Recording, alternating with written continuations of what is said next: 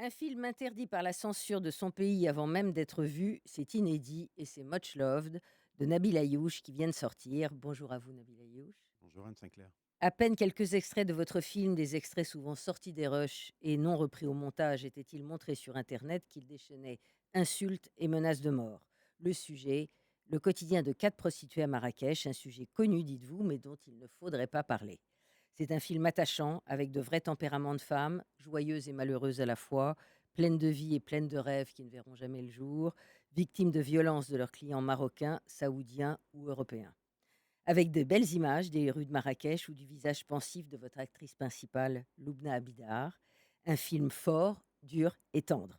Les menaces hystériques sur les réseaux sociaux, puis cette interdiction qui est tombée avant même que le film ait été visionné par la censure, est-ce que vous avez été surpris, Nabil Ayouch, ou est-ce que c'était prévisible dans un contexte pré-Ramadan et quelques mois d'échéance électorale? C'était probablement prévisible, mais je ne l'avais pas anticipé parce que vous savez, quand je fais un film, je décide véritablement de ne pas me poser ce genre de questions. Quand je le sors non plus, je fais un film parce que je suis interpellé pour porter un regard et peut-être un peu naïvement, parfois, en tout cas, je le conseille bien volontiers et je fais extraction absolument de tout ce qui peut entourer l'environnement du film, notamment l'aspect politique. Et évidemment, il y a un contexte, ça vous l'avez souligné. Absolument, puis on va y revenir, mais on va d'abord parler, du film avant de parler de ce qui fâche. Ce sont 4 femmes, donc copines, qui vivent ensemble, se prostituent ensemble avec entre elles de la camaraderie, de la tendresse et aussi des crêpages de chignon.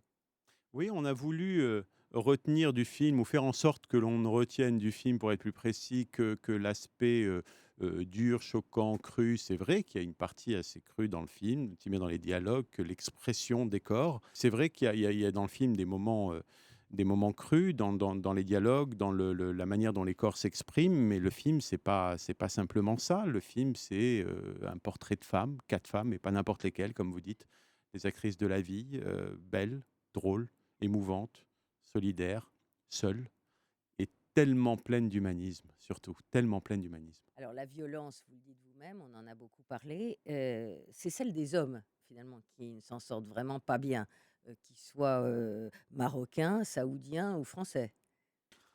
Ils n'ont pas le beau rôle, mais enfin, je dirais qu'ils n'ont pas le beau rôle dans le film, comme ils n'ont pas le bon rôle dans la vie quand on parle de ce sujet-là. Après, il y a quand même une belle âme dans ce film qui est leur guide, qui est leur ange gardien, qui est leur protecteur. Parce que vous savez qu'au Maroc, en tout cas, et voire même dans d'autres pays, il n'y a pas de macro au sens où on l'entend, où on le voit en Europe, en Occident. Elles gèrent leur petite entreprise et elles ont cet homme qui est à leur service. Alors, Chauffeur de taxi et qui en même temps, voilà, est à la fois camarade et puis leur rend service et les trimballe d'un endroit à l'autre. et qui travaillent aussi pour elles. Et c'est aussi un des aspects intéressants, je pense, du film, en tout cas dans le monde arabe, c'est cette espèce d'anthropologie inversée. Voilà, elles ont pris le pouvoir, elles sont conquérantes, elles se battent, elles sont guerrières, et le rapport avec les hommes s'est inversé. Peut-être aussi que c'est une des raisons pour lesquelles le film a pu choquer.